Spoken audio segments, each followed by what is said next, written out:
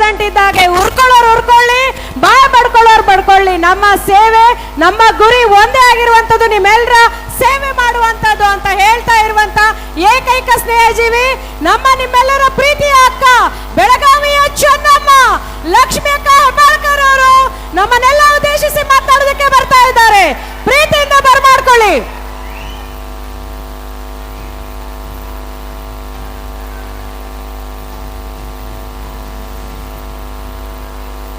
बोलो भारत माता की.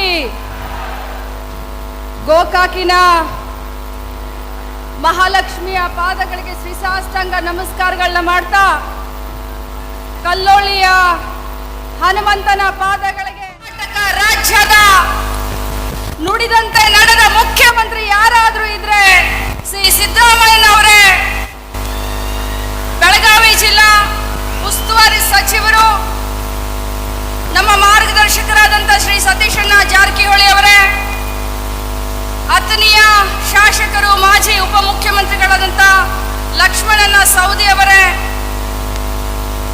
ಇನ್ನೋರ್ವ ಮಂತ್ರಿಗಳಾದಂಥ ಶ್ರೀ MC ಸುಧಾಕರ್ ಅವರೇ, ರೋಜಿ ಜಾನ್ ಅವರೇ,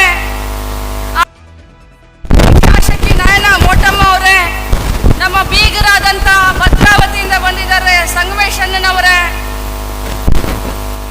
ನಾಗರಾಜ್ ಯಾದವ್ ಅವರೇ, ವಿನಯ್ ನಾವಲ್ಗಟ್ಟಿ ಅವರೇ, ಸಿದ್ಲಿಂಗಣ್ಣ ದಳವಾಯಿ ಅವರೇ, ಅಶೋಕಣ್ಣ ಪೂಜಾರಿ ಅವರೇ, ಮಹಾಂತೇಶ್ ಕಡಾಡಿ ಅವರೇ, ನಮ್ಮ ಮೋಹನ್ ಲಿಂಬಿಕಾಯಿ ಅವರೇ, ಅದೇ ರೀತಿ ನಮ್ಮ ಅನಿಲ್ ದಳವಾಯಿ ಅವರೇ, ನಮ್ಮ ಅರಬಾವಿ ಕ್ಷೇತ್ರದ ಡಿಫಿಟೆಡ್ ಕ್ಯಾಂಡಿಡೇಟ್ ಆದಂಥ ದಳವಾಯಿ ಅವರೇ, ಬಹಳಷ್ಟು ಜನ ಬ್ಲಾಕ್ ಅಧ್ಯಕ್ಷರುಗಳೇ, ಕಾಂಗ್ರೆಸ್ ಪಕ್ಷದ ಎಲ್ಲ ನಾಯಕರೇ, ದಯಮಾಡಿ ಯಾರ್ದಾದ್ರೂ ಹೆಸರನ್ನ ಬಿಟ್ಟಿದ್ರೆ ಯಾರು ಕೂಡ ಅನ್ಯತಾ ಭಾವಿಸಬಾರ್ದು. ಎದುರುಗಡೆ ಇರುವಂತ ಮಾಧ್ಯಮದ ಎಲ್ಲ ನನ್ನ ಸಹೋದರರೇ, ಕುಳಿತಂತ ಕಳೆದ 3.5 ಗಂಟೆಯಿಂದ ಕುಳಿತಂತ 11 ಗಂಟೆಗೆ ಬಂದಾಗ ತಾವು ಎಷ್ಟು ಗಂಟೆಗೆ ಬಂದಿದ್ರಿ? 11 ಗಂಟೆಯಿಂದ 3.5 ಗಂಟೆ ಈ ಒಂದು ಕಾರ್ಯಕ್ರಮವನ್ನು ಯಶಸ್ವಿಗೊಳಿಸಬೇಕು ಅಂತ ಕುಳಿತಂತ ನನ್ನ ಪಾಲಿನ ದೇವರುಗಳೇ,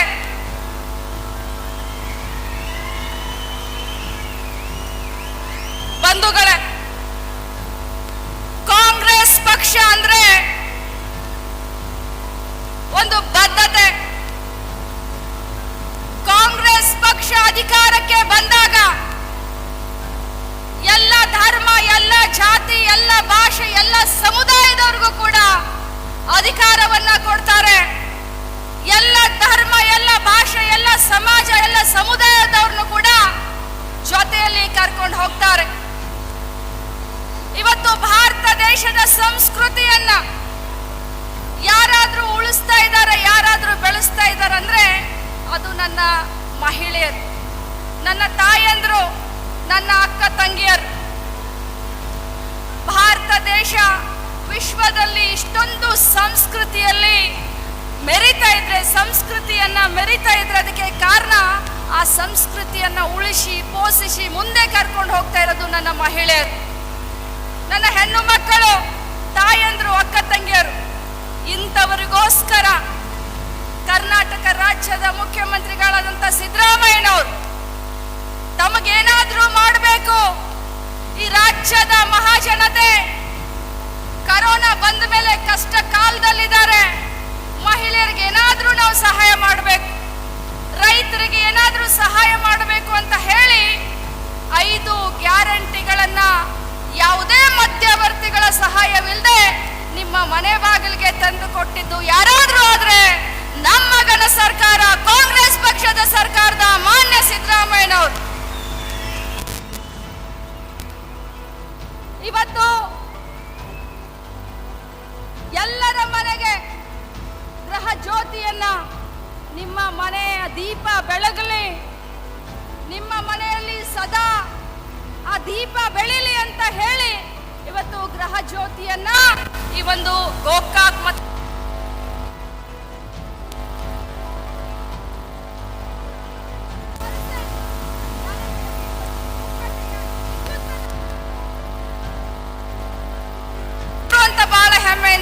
ಮಾಡಬೇಕಾಗತ್ತೆ. ಅನ್ನಭಾಗ್ಯ ನಾವೆಲ್ಲ ಇವತ್ತು ಸಿದ್ದರಾಮಯ್ಯನ ಸಿದ್ದರಾಮಯ್ಯ ಅಲ್ಲ ಅನ್ನರಾಮಯ್ಯ ಅಂತ ಕರಿತೀವಿ, ಹೌದಾ ಇಲ್ಲ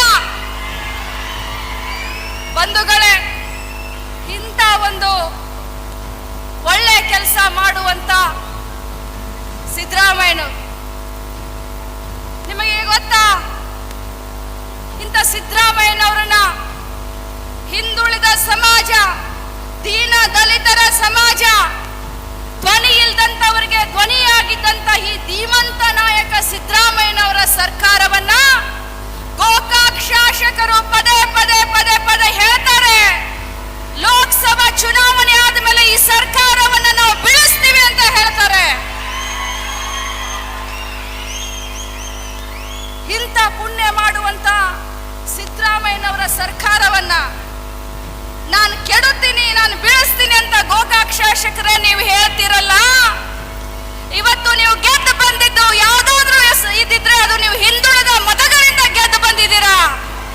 ಆದ್ರೆ ಇವತ್ತು ನೀವು ದೇವರಾಜ ಅರಸು ಅವರ ನಂತರ ಯಾರಾದ್ರೂ ರಾಜ್ಯದಲ್ಲಿ ಹಿಂದುಳಿದ ವರ್ಗಗಳನ್ನ ಮೇಲ್ದರ್ಜೆಗೆ ಎತ್ತುವಂತ ಕೆಲಸವನ್ನ ಮಾಡಿದ್ರೆ ಅದು ನಮ್ಮ ಹೆಮ್ಮೆಯ ಸಿದ್ದರಾಮಯ್ಯನವರು. ಅವರನ್ನ ತೆಗಿತೀರಿ, ಅವರ ಸರ್ಕಾರವನ್ನ ತೆಗಿತೀರಿ ಅಂತ ಹೇಳ್ತೀರಲ್ಲ, ನಿಮಗೆ ನೈತಿಕತೆ ಇದೆ ಅಂತ ಕೇಳಲಿಕ್ಕೆ ನಾನು ಬಯಸ್ತೇನೆ. ಬಂಧುಗಳೇ, ಇಡೀ ದೇಶದ ಇತಿಹಾಸದಲ್ಲಿ ಕುರುಬ ಸಮಾಜಕ್ಕೆ, ಇಡೀ ದೇಶದ ಇತಿಹಾಸದಲ್ಲಿ ಕುರುಬ ಸಮಾಜಕ್ಕೆ ಕಿರೀಟವನ್ನ ತೊಡಿಸಿದ್ದು, 2 ಬಾರಿ ಮುಖ್ಯಮಂತ್ರಿಯನ್ನಾಗಿ ಮಾಡಿದ್ದು ನಮ್ಮ ಹೆಮ್ಮೆಯ ಕಾಂಗ್ರೆಸ್ ಪಕ್ಷ. ಇವತ್ತು ಬಿಜೆಪಿಯವರು ಸಾಮಾಜಿಕ ಬದ್ಧತೆ, ಸಾಮಾಜಿಕ ಕಾಳಜಿ ಏನು ಇಲ್ಲ ಅವರಿಗೆ. ಒಂದು ಟಿಕೆಟ್ ಅನ್ನು ಕೂಡ ಕುರುಬ ಸಮಾಜಕ್ಕೆ ಕೊಡ್ಲಿಲ್ಲ. ಮತ್ತೆ ಪ್ರಧಾನಮಂತ್ರಿಗಳು ನಿನ್ನೆ ಬಂದು ಬೆಳಗಾವಿಯಲ್ಲಿ ಭಾಷಣ ಮಾಡ್ತಾರೆ, ಸಬ್ಕಾ ಸಾಥ್ ಸಬ್ಕಾ ವಿಶ್ವಾಸ್ ಸಬ್ಕಾ ವಿಕಾಸ್ ಅಂತ ಹೇಳ್ತಾರೆ. ಆದ್ರೆ ಕುರುಬ ಸಮಾಜಕ್ಕೆ ದೊಡ್ಡ ಅನ್ಯಾಯವನ್ನ ಮಾಡಿದ್ದು ಯಾರಾದ್ರೂ ಆದ್ರೆ ಅದು ಬಿಜೆಪಿ ಅವರು ಅಂತ ಹೇಳಲಿಕ್ಕೆ ಬಯಸ್ತೇನೆ. ಬಂಧುಗಳೇ, ನಿನ್ನೆ ಪ್ರಧಾನಮಂತ್ರಿಗಳು ಚುನಾವಣೆ ಬಂದಿದೆಯಲ್ಲ ಅನ್ನ, ಚುನಾವಣೆ ಬಂದಿದೆ, ಅದಕ್ಕೆ ಬೆಳಗಾವಿ ನೆನಪಾಗಿದೆ ಪ್ರಧಾನಮಂತ್ರಿಗಳಿಗೆ. ಈ ಭಾಗದ ಮುಖಂಡರು ಯಾವಾಗ ಈ ಗೋಕಾಕ್ನಲ್ಲಿ ಬೆಳಗಾವಿ ಜಿಲ್ಲೆಯಲ್ಲಿ ಮಳೆಯಾಯ್ತು, ಹೊಳಿ ಹರಿದು ಮನೆ ಬಿದ್ದು ಜನರ ಜೀವನ ಅಸ್ತವ್ಯಸ್ತವಾದಂತ ಮಳೆಯಾದಂತ ಸಂದರ್ಭದಲ್ಲಿ 2019ರಲ್ಲಿ ನಿಮ್ಮೆಲ್ಲರ ಕಣ್ಣ ನೀರನ್ನ ಒರೆಸಲಿಕ್ಕೆ ಸತೀಶಣ್ಣ ಜಾರಕಿಹೊಳಿ ಅವರು ಬಂದ್ರು, ಸಿದ್ದರಾಮಯ್ಯನವರು ಬಂದ್ರು, ಇದೇ ಲಕ್ಷ್ಮೀ ಹೆಬ್ಬಾಳ್ಕರ್ ಬಂದ್ರು. ಯಾಕೆ ಮಾನ್ಯ ಯಡಿಯೂರಪ್ಪನವರೇ, ಯಾಕೆ ಜಗದೀಶ್ ಶೆಟ್ಟರ್ ಸಾಹೇಬ್ರೇ, ಯಾಕೆ ಮಂಗಲಕ್ಕ ಅಂಗಡಿ ಅವರೇ, ನಿಮಗೆ ಗೊತ್ತಾಗ್ಲಿಲ್ವಾ? ಅರಬಾವಿ ಕ್ಷೇತ್ರದಲ್ಲಿ, ಗೋಕಾಕ್ ಕ್ಷೇತ್ರದಲ್ಲಿ ಮಳೆ ಬಿದ್ದಿದೆ. ಪ್ರಧಾನಮಂತ್ರಿಗಳನ್ನ ಗೋಕಾಕಕ್ಕೆ ಕರೆಸಬೇಕು, ನೋಡಿಸ್ಬೇಕು, ಬೆಳಗಾವಿಯ ವೀಕ್ಷಣೆ ಮಾಡಬೇಕು ಅಂತ ಅನಿಸ್ಲಿಲ್ವೇನೋ? ಅಥವಾ ಮಾನ್ಯ ಪ್ರಧಾನಮಂತ್ರಿಗಳಿಗೆ ಬೆಳಗಾವಿಯ ಬಗ್ಗೆ, ಕರ್ನಾಟಕ ರಾಜ್ಯದ ಬಗ್ಗೆ ಎಷ್ಟೊಂದು ತಾತ್ಸಾರ ಬಂಧುಗಳೇ. ಅವತ್ತು ನಮ್ಮ ಜನರ ಜೀವನ ಅಸ್ತವ್ಯಸ್ತವಾದಾಗ, ನಮಗೆ ಅವರ ಸಹಾಯ ಹಸ್ತ ಬೇಕಾದಾಗ ನಮ್ಮನ್ನ ನೋಡ್ಲಿಲ್ಲ. ಕರ್ನಾಟಕದವರು, ಬೆಳಗಾವಿಯವರು ಅಂದ್ರೆ ಒಂದು ಪ್ರಾಣಿಗಿಂತ ಕಡೆ ಅಂತ ನೋಡುವಂತ ಬಿಜೆಪಿಯವರು ಚುನಾವಣೆ ಬಂದಾಗ ಮೋದಿ ಅವ್ರನ್ನ ಕರೆಸ್ತಾರೆ. ಮೋದಿ ಅವ್ರನ್ನ ಕರೆಸಿ ಮೋದಿ ಅವರ ಮುಖ ನೋಡಿ ನಮಗೆ ಓಟು ಹಾಕಂತ ಹೇಳ್ತಾರೆ. ನೀವು ಮೋದಿ ಅವರು ಬರಗಾಲಕ್ಕೆ, ರೈತರಿಗೆ ಬರಗಾಲದ ಹಣವನ್ನ ಕೊಡ್ಲಿಲ್ಲ. ನಮ್ಮ ತೆರಿಗೆ ನಮ್ಮ ಹಕ್ಕು ಅಂತ ಹೇಳಿ ಇಡೀ ಮಂತ್ರಿ ಮಂಡಳ, ಇಡೀ MLAಗಳು ಡೆಲ್ಲಿಯಲ್ಲಿ ನಾವು ಕೂತ್ಕೊಂಡು ಸ್ಟ್ರೈಕ್ ಮಾಡಿದ್ರು ಕೂಡ ನಮ್ಮನ್ನ ಹೊಳ್ಳಿ ನೋಡ್ಲಿಲ್ಲ. ಕರ್ನಾಟಕಕ್ಕೆ ಅನ್ಯಾಯ ಮಾಡ್ತಾರೆ, ರೈತರಿಗೆ ಮೋಸ ಮಾಡ್ತಾರೆ. ಆದ್ರೆ ನಿನ್ನೆ ಬಂದು ಬೆಳಗಾವಿಗೆ ಬಂದು ದೊಡ್ಡ ಭಾಷಣ ಮಾಡ್ತಾರೆ.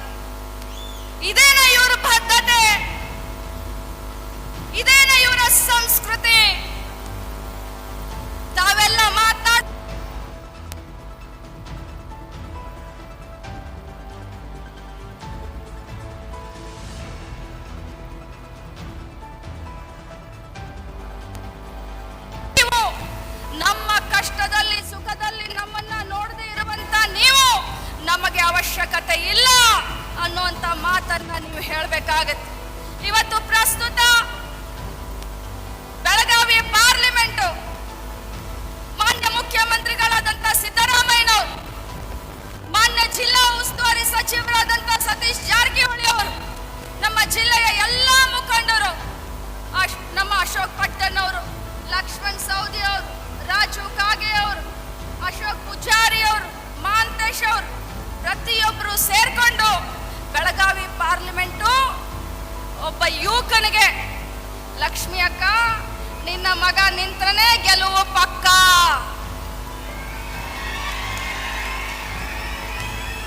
ಇದನ್ನ ಯಾರು ಹೇಳಿದ್ರು ಹೇಳ್ರಿ? ಲಕ್ಷ್ಮಣ್ ಸವದಿ ಅವ್ರು ಹೇಳಿದ್ರು.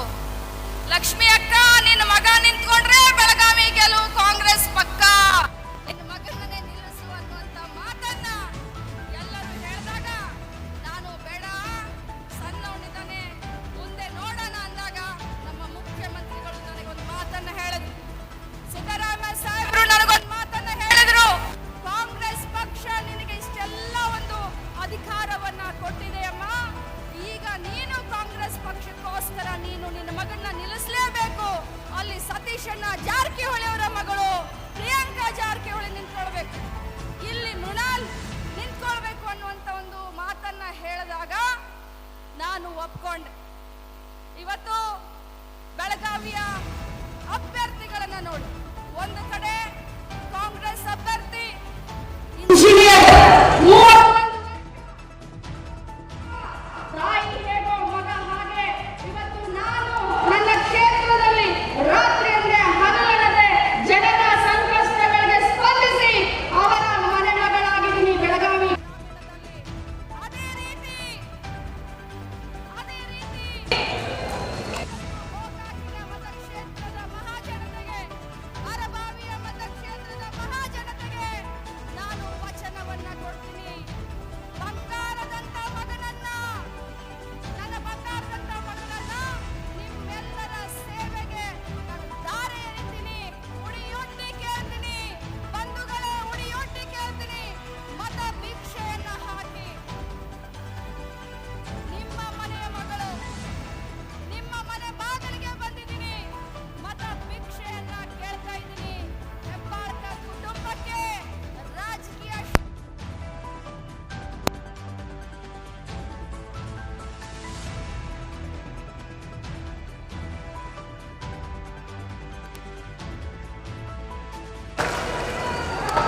ಬಂಧುಗಳೇ, ಬಿಜೆಪಿ ಅಧಿಕಾರಕ್ಕೆ ಬಂದ ತಕ್ಷಣ ನಮ್ಮ ಸಂವಿಧಾನವನ್ನ ಬದಲಾಯಿಸಿ ಬಿಡ್ತೀನಿ ಅನ್ನುವಂತ ಡಾಕ್ಟರ್, ನಾವೆಲ್ಲರೂ ಭಗವದ್ಗೀತೆ ಅಂತ ಹಣೆಗೆ ಹಚ್ಕೊಳ್ತೀವಿ. ಪ್ರಜಾಪ್ರಭುತ್ವ ಈ ದೇಶದ ಉಳಿಬೇಕಾದ್ರೆ ಆದ್ರೆ ಅದು ನಮ್ಮ ಹೆಮ್ಮೆಯ ಡಾಕ್ಟರ್ ಬಾಬಾ ಸಾಹೇಬ್ ಅಂಬೇಡ್ಕರ್ ಅವರು ಬರೆದುಕೊಟ್ಟಂತ ಸಂವಿಧಾನ. ಇವತ್ತು ಆ ಸಂವಿಧಾನವನ್ನ ಬದಲಿ ಮಾಡ್ತೀನಿ ಅಂತ ಹೇಳ್ತಾರೆ. ಅಷ್ಟೇ ಅಲ್ಲ ಬಂಧುಗಳೇ, ನಮ್ಮ ದೇಶದ ಗೃಹ ಸಚಿವರಾದಂತ ಅಮಿತ್ ಶಾ ಅವರು ಹೇಳ್ತಾರೆ, ನಾವು 3ನೇ ಬಾರಿ ಅಧಿಕಾರಕ್ಕೆ ಬಂದ್ರೆ SC, ST, OBC, ಮೈನಾರಿಟಿಯ ಎಲ್ಲ ರಿಸರ್ವೇಶನ್ ಅನ್ನ ನಾವು ತೆಗಿತೀವಿ ಅಂತ ಹೇಳ್ತಾರೆ. ಇದು ಬೇಕಾ? ಇಂಥವ್ರು ನಮಗ್ ಬೇಕಾ? ಬೇಡ ಅಂದ್ರೆ ಹಿಂಗೆ ಮಾಡಿ.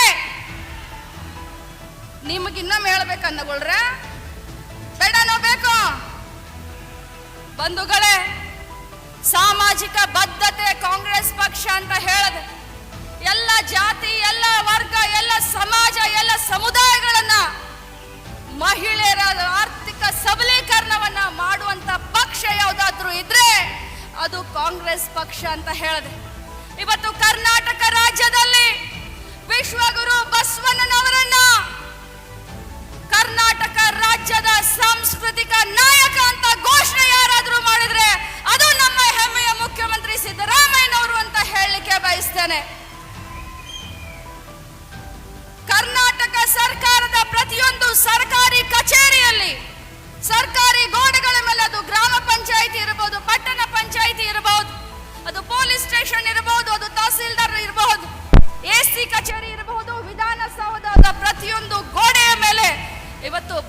ಬಸವಣ್ಣನವರ ಭಾವಚಿತ್ರವನ್ನ ಹಚ್ಚಿದವರು ಯಾರು ಅಂತಂದ್ರೆ ಅದು ನಮ್ಮ ಸಿದ್ದರಾಮಯ್ಯನವರು ಅಂತ ಬಹಳ ಹೆಮ್ಮೆಯಿಂದ ಹೇಳಲಿಕ್ಕೆ ಬಯಸ್ತೇನೆ. ಬರೀ ಬಿಜೆಪಿಯವರ ಹಾಗೆ ಭಾಷಣ ಮಾಡಿದ್ರೆ ನಡೆಯೋದಿಲ್ಲ, ಕೃತಿಯಲ್ಲಿ ಅದು ಅಳವಡಿಕೆ ಆಗಬೇಕು, ನುಡಿದಂತೆ ನಡೆಯಬೇಕು. ಇವತ್ತು ನುಡಿದಂತೆ ನಡೆದವರು ಯಾರಾದ್ರೂ ಇದ್ರೆ ಅದು ಕಾಂಗ್ರೆಸ್ ಪಕ್ಷದವರು ಅಂತ ಬಹಳ ಹೆಮ್ಮೆಯಿಂದ ಹೇಳಬೇಕಾಗತ್ತೆ. ನಮ್ಮ ರಾಜ್ಯಕ್ಕೆ, ನಮ್ಮ ಬೆಳಗಾವಿ ಜಿಲ್ಲೆಗೆ ರಾಣಿ ಚೆನ್ನಮ್ಮ, ಕಿತ್ತೂರು ರಾಣಿ ಚೆನ್ನಮ್ಮ, ಸಂಗೊಳ್ಳಿ ರಾಯಣ್ಣ ಅಂತಂದ್ರೆ ನಾವೆಲ್ಲರೂ ಕೂಡ ರೋಮಾಂಚನಗೊಳ್ಳ ಸಂದರ್ಭದಲ್ಲಿ ಕಿತ್ತೂರು ರಾಣಿ ಚೆನ್ನಮ್ಮನ ಜಯಂತ್ಯೋತ್ಸವವನ್ನ ಯಾರಾದ್ರೂ ಮಾಡಿದ್ರೆ ಅದು ಸಿದ್ದರಾಮಯ್ಯನವರು ಅಂತ ಹೇಳಲಿಕ್ಕೆ ಬಯಸ್ತೇನೆ. ಅದೇ ರೀತಿ ನಂದಗಡದಲ್ಲಿ ಸುಮಾರು 200 ಕೋಟಿ ರೂಪಾಯಿಯ ಒಂದು ಸಂಗೊಳ್ಳಿ ರಾಯಣ್ಣ ಪ್ರಾಧಿಕಾರವನ್ನ ಯಾರಾದ್ರೂ ಶುರು ಮಾಡಿದ್ರೆ ಅದು ನಮ್ಮ ಮುಖ್ಯಮಂತ್ರಿಗಳಾದಂತ ಸಿದ್ದರಾಮಯ್ಯನವರು ಅಂತ ಹೇಳಲಿಕ್ಕೆ ಬಯಸ್ತೇನೆ. ಬಂಧುಗಳೇ, ಇವರು ಬರೀ ಮಾತನಾಡ್ತಾರೆ, ಬಿಜೆಪಿಯವರು ಏನು ಕೆಲಸ ಮಾಡೋದಿಲ್ಲ. ನಾನು ಆಗ್ಲೇ ಹೇಳಿದೆ, ಮೃಣಾಲ್ ಒಬ್ಬ ಯುವಕ, ಕಲ್ತಿದ್ದಾನೆ, ಒಳ್ಳೆ ಸಂಸ್ಕೃತಿಯನ್ನ ಕೊಟ್ಟಿದ್ದೀನಿ, ನಿಮ್ಮೆಲ್ಲರ ಸೇವೆಯನ್ನ ಮಾಡೋಕೆ ತುದಿಗಾಲ ಮೇಲೆ ನಿಂತಿದ್ದಾನೆ. ಅವಕಾಶವನ್ನ ತಮ್ಮ ಸೇವೆ ಮಾಡಲಿಕ್ಕೆ ಬಹಳಷ್ಟು ಆತುರದಿಂದ ಅವನು ನಿಂತಿದ್ದಾನೆ. ಪ್ರಾಮಾಣಿಕವಾಗಿ ಗುರು ಹಿರಿಯರಿಗೆ ಮರ್ಯಾದೆ ಕೊಟ್ಕೊಂಡು ಸತೀಶಣ್ಣ ಜಾರಕಿಹೊಳಿ ಅವರು ಇರ್ಬೋದು, ಈ ಭಾಗದ ಎಲ್ಲ ನಾಯಕರ ಮಾರ್ಗದರ್ಶನದಲ್ಲಿ ಇವತ್ತು ಕೆಲಸ ಬಹಳಷ್ಟು ಹುಮ್ಮಸ್ಸದಿಂದ ಇದ್ದಾನೆ. ಒಂದು ಅವಕಾಶ ನನ್ನ ಮಗನಿಗೆ ಕಾಂಗ್ರೆಸ್ ಪಕ್ಷಕ್ಕೆ ತಾವು ಕೊಡ್ತೀರಿ ಅನ್ನುವಂತ ಆಸೆಯಿಂದ ತಮ್ಮ ಎದುರುಗಡೆ ನಿಂತ್ಕೊಂಡಿದ್ದೀನಿ. ಇವತ್ತು ಬಿಜೆಪಿ ಅಭ್ಯರ್ಥಿ ಜಗದೀಶ್ ಶೆಟ್ಟರ್ ಅವರು ಹುಬ್ಬಳ್ಳಿಯಿಂದ ಬಂದಿದ್ದಾರೆ.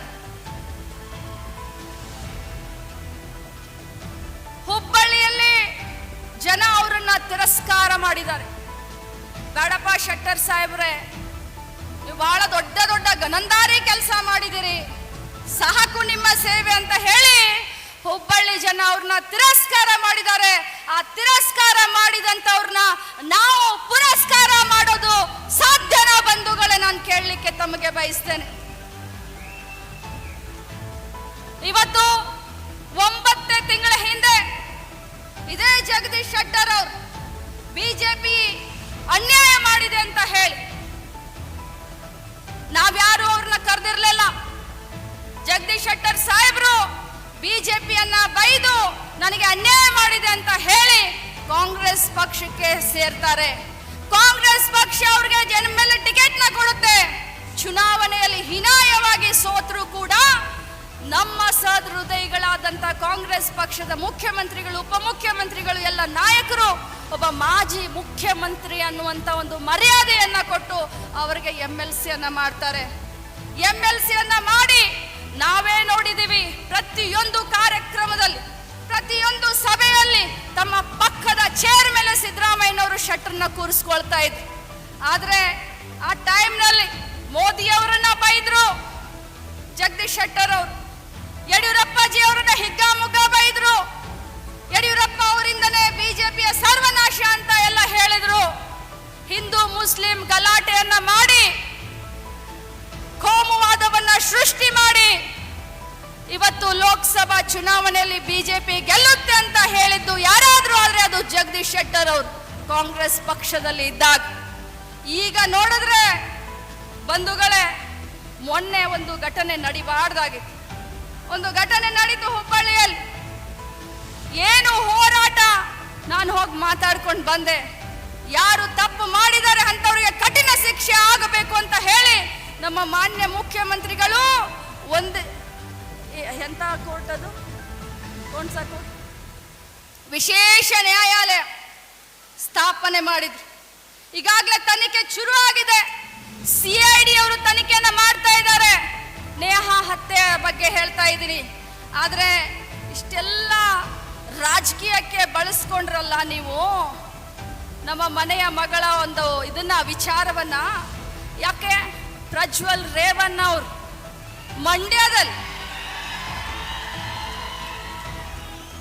ಮಂಡ್ಯದಲ್ಲಿ 1000 ಹೆಣ್ಮಕ್ಳಂತೆ, ಹಾಸನದಲ್ಲಿ 1000 ಹೆಣ್ಮಕ್ಳಂತೆ.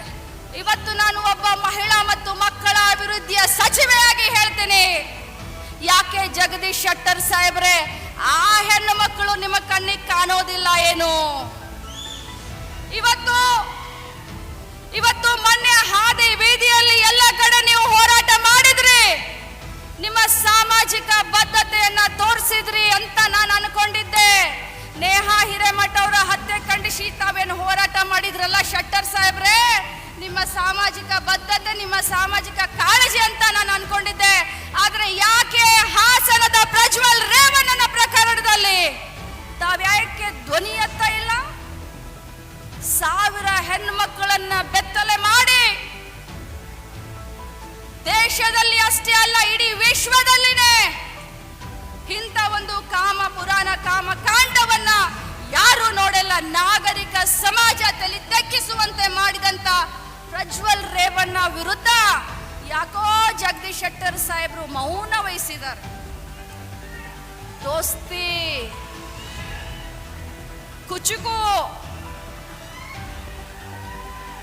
ದೋಸ್ತಿ ಅವರ ರಾಜಕೀಯ ಸ್ನೇಹ. ಹಾಗಾದ್ರೆ ಹುಬ್ಬಳ್ಳಿಯ ಪ್ರಕರಣವನ್ನ ನಿಮ್ಮ ರಾಜಕೀಯ ತೆವಲಿಗೆ ನೀವು ಬಳಸ್ಕೊಂಡ್ರೆ, ಹಾಸನದ ಪ್ರಕರಣವನ್ನ ತಾವು ಖಂಡಿಸ್ಲಿಲ್ಲ ಅಂತಂದ್ರೆ ನಿಮಗೆ ಯಾವ ರಾಜಕೀಯ ನೈತಿಕತೆ ಇದೆ ಅನ್ನೋದನ್ನ ನಾವು ಇವತ್ತು ಕೇಳಬೇಕಾಗತ್ತೆ. ತಮ್ಮ ಕೊಡುಗೆ ಏನು ಜಗದೀಶ್ ಶೆಟ್ಟರ್ ಸಾಹೇಬ್ರೆ? ಬೆಳಗಾವಿಗೆ ಏನಾದ್ರೂ ಕೊಡುಗೆ ಕೊಟ್ಟಿದ್ದೀರಾ ನಮ್ಮ ಜಿಲ್ಲೆಗೆ ಜಗದೀಶ್ ಶೆಟ್ಟರ್ ಅವರೇ? ಇವತ್ತು ಮಾಜಿ ಮುಖ್ಯಮಂತ್ರಿಗಳಾದಂತ ತಾವು ನೀವು ಮಾಡಿದಂತ ಕಾರ್ಯಗಳನ್ನ ಜನರ ಎದುರುಗಡೆ ಇಟ್ಟು ಓಟನ್ನ ಕೇಳದೆ ಮೋದಿ ಅವರನ್ನ ನೋಡಿ ನನಗೆ ಓಟ್ ಕೊಡಿ, ಮೋದಿ ಅವರನ್ನ ನೋಡಿ ನನಗೆ ಓಟ್ ಕೊಡಿ ಅಂತಿರಲ್ಲ, ಅಂತ ಗನಂದಾರಿ ಕೆಲಸವನ್ನ ನೀವು ಮಾಡಿದೀರಾ ನಮ್ಮ ಜಿಲ್ಲೆಗೆ ಅನ್ನುವಂತ ಮಾತನ್ನ ಕೇಳಲಿಕ್ಕೆ ಬಯಸ್ತೇನೆ. ಹೈಕೋರ್ಟ್ ಬೆಳಗಾವಿಗೆ ಬಂದಿರೋದನ್ನ ಹುಬ್ಳಿಗೆ ತೆಗೆದುಕೊಂಡು ಹೋದ್ರು, IIT ಇಂಜಿನಿಯರಿಂಗ್ ಕಾಲೇಜು ಬೆಳಗಾವಿಗೆ ಬಂದಿರೋದನ್ನ ಹುಬ್ಳಿಗೆ ತೆಗೆದುಕೊಂಡು ಹೋದ್ರಿ. ಆಕ್ಸಿಜನ್ ಸಿಲಿಂಡರ್ಗಳನ್ನ ಕರೋನಾದಲ್ಲಿ ಬೆಳಗಾವಿಗೆ ಬಂದಂತವನ್ನೆಲ್ಲ ಹುಬ್ಳಿಗೆ ತೆಗೆದುಕೊಂಡು ಹೋದ್ರಿ.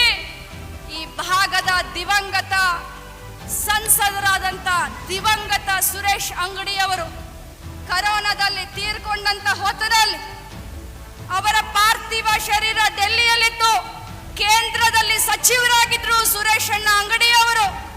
ಅವಾಗ ಇದೇ ಜಗದೀಶ್ ಶೆಟ್ಟರ್ ಅವರು ಮಂತ್ರಿ ಆಗಿದ್ರು, ನಮ್ಮ ಜಿಲ್ಲಾ ಉಸ್ತುವಾರಿ ಸಚಿವರಾಗಿದ್ರು. ಕೇಂದ್ರ ಸಚಿವ ಸುರೇಶ್ ಅಣ್ಣ ಅಂಗಡಿ ಅವರ ಸತ್ತಾಗ ಅವರ ಪಾರ್ಥಿವ ಶರೀರವನ್ನ ಬೆಳಗಾವಿಗೆ ತರದ ನೀವು ಇವತ್ತು ಬೆಳಗಾವಿಗರ ಓಟ್ ಬೇಕಾ ನಿಮಗೆ? ನಿಮ್ಮ ಸ್ವಂತ ಬೀಗರ ಪಾರ್ಥಿವ ಶರೀರವನ್ನ ತರದಂತ ಒಬ್ಬ ಅಶಕ್ತ ಮಾಜಿ ಮುಖ್ಯಮಂತ್ರಿ ನೀವು ಅಂತ ಈ ಒಂದು ಸಂದರ್ಭದಲ್ಲಿ ಹೇಳಲಿಕ್ಕೆ ಬಯಸ್ತೇನೆ. ಬಂಧುಗಳೇ, ಮನುಷ್ಯನಿಗೆ ಅಧಿಕಾರ ಸಿಕ್ಕಾಗ 4 ಜನರಿಗೆ ಸಹಾಯ ಮಾಡಬೇಕು, ಸಮಾಜಕ್ಕೆ ಒಳ್ಳೇದು ಮಾಡಬೇಕು. ಇದಿದೆ ಅಲ್ಲ, ಇಲ್ಲಿ ನಮ್ಮ ಸ್ಟೇಜ್ ಮೇಲೆ ನಮ್ಮ ಸಾಹೇಬ್ರು ಕೂತಿದ್ದಾರೆ, ಮುಖ್ಯಮಂತ್ರಿಗಳು. ಇವತ್ತು ಎಂಥ ಪುಣ್ಯದ ಕೆಲಸ ಮಾಡಿದ್ದಾರೆ. ಇಲ್ಲಿ ಕುಳಿತಂತ ಹೆಣ್ಮಕ್ಕಳಿಗೆ ನಾನು ಕೇಳಲಿಕ್ಕೆ ಬಯಸ್ತೇನೆ, ನನ್ನ ತಾಯಂದ್ರಿಗೆ ಕೇಳಲಿಕ್ಕೆ ಬಯಸ್ತೇನೆ, ಕೈ ಎತ್ತಿ ಹೇಳಿ ಎಷ್ಟು ಜನರಿಗೆ ಗೃಹಲಕ್ಷ್ಮಿ ಬರ್ತಾ ಇದೆ? ಎಷ್ಟು ಜನರ ಮನೆಯಲ್ಲಿ ವಿದ್ಯುತ್ ಶಕ್ತಿ ಬಿಲ್ ಅನ್ನ ಯಾರು ಕಟ್ಟೋದಿಲ್ಲ? ಗಂಡಸರು ಹೆಂಗಸರು ಸಮೇತ ಕೈ ಎತ್ತಿ. ನೀವು ಕಟ್ತಾರೇನಪ್ಪ? ಇಂಥ ಒಂದು ಪುಣ್ಯದ ಕೆಲಸವನ್ನ, ಇಂಥ ಒಂದು ಬದ್ಧತೆ ಕಾಳಜಿಯನ್ನ ಇಟ್ಟುಕೊಂಡು ಇವತ್ತು ನಾವು ಕೆಲಸ ಮಾಡ್ತೀವಿ. ನಾವು ಒಂದೇ ಮಾತನ್ನ ಹೇಳಲಿಕ್ಕೆ ಬಯಸ್ತೇನೆ, ಬಂಧುಗಳೇ, ಒಂದು ಅವಕಾಶ ಕೊಡಿ. ನಿಮ್ಮೆಲ್ಲರ ಸೇವೆಯನ್ನು ಬಹಳಷ್ಟು ಶ್ರದ್ಧೆಯಿಂದ ಪ್ರಾಮಾಣಿಕತೆಯಿಂದ ನಾನು, ನನ್ನ ಮಗ ಸತೀಶಣ್ಣ ಜಾರಕಿಹೊಳಿ ಅವರ ಮಾರ್ಗದರ್ಶನದಲ್ಲಿ ಮಾಡ್ತೀವಿ. ಯಾವುದೇ ಕಾರಣಕ್ಕೂ ಯಾವುದೇ ಸಂದರ್ಭಕ್ಕೂ ಯಾರಿಗೂ ಕೂಡ ತಾವು ಭಯ ಪಡಬೇಕಾಗಿಲ್ಲ ಅನ್ನುವಂಥ ಸಂದೇಶವನ್ನ ಕೊಡ್ತೀನಿ. ಯಾವುದೇ ಪೊಲೀಸ್ ಸ್ಟೇಷನ್ ಬರಲಿ, ಯಾವುದೇ ತಹಸೀಲ್ದಾರ್ ಆಫೀಸ್ ಬರಲಿ, ಯಾವುದೇ ಮುನ್ಸಿಪಾಲಿಟಿ ಬರಲಿ, 4 ವರ್ಷ ಕರ್ನಾಟಕ ರಾಜ್ಯದಲ್ಲಿ ಕಾಂಗ್ರೆಸ್ ಪಕ್ಷದ ಸರ್ಕಾರ ಇದೆ. 4 ವರ್ಷ ನಿಮ್ಮ ಲಕ್ಷ್ಮೀ ಹೆಬ್ಬಾಳ್ಕರ್ ಮಂತ್ರಿ ಇರ್ತಾಳೆ. ನಿಮ್ಮೆಲ್ಲ ಸೇವೆಯನ್ನ ಮಾಡ್ತೀನಿ. ಯಾವುದೇ ಕಾರಣಕ್ಕೂ ತಾವು ಹೆದರಬೇಡಿ, ನಿಮ್ಮ ಜೊತೆ ನಾನಿರ್ತೀನಿ. ಸತೀಶ್ ಅಣ್ಣ ಜಾರಕಿಹೊಳಿ ಅವರು ಇರ್ತಾರೆ, ಸಂಪೂರ್ಣ ನಮ್ಮ ಸರ್ಕಾರ ಇರುತ್ತೆ ಅನ್ನುವಂತ ಮಾತನ್ನ ಹೇಳ್ತಾ, ಬಾಡಿಗೆ ಮನೆಯನ್ನ ತೆಗೆದುಕೊಂಡಂತವ್ರು, ಆಧಾರ್ ಕಾರ್ಡ್ ಇಲ್ದಂತವ್ರು, ಇಲ್ಲಿಯ ವೋಟಿಂಗ್ ID ಕೂಡ ಇಲ್ದಂತ ಜಗದೀಶ್ ಶೆಟ್ಟರ್ ಸಾಹೇಬ್ರನ್ನ, ಬೀಗ್ರೆ ಮನೆಗೆ ಬಂದಿದ್ದೀರಾ, ಊಟ ಮಾಡ್ರಿ, ಹಾಲು ಕುಡಿರಿ, ಮತ್ತೆ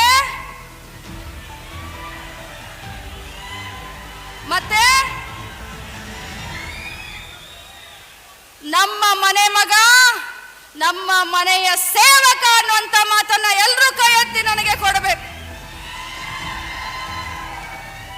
ತಮ್ಮೆಲ್ಲರ ಪಾದಗಳಿಗೆ ಶ್ರೀಸಾಷ್ಟಾಂಗ ನಮಸ್ಕಾರಗಳನ್ನ ಮಾಡ್ತಾ ನನ್ನ ಭಾಷಣವನ್ನ ಮುಗಿಸ್ತೀನಿ. ನಾನು ಕಳಕಳಿಯಿಂದ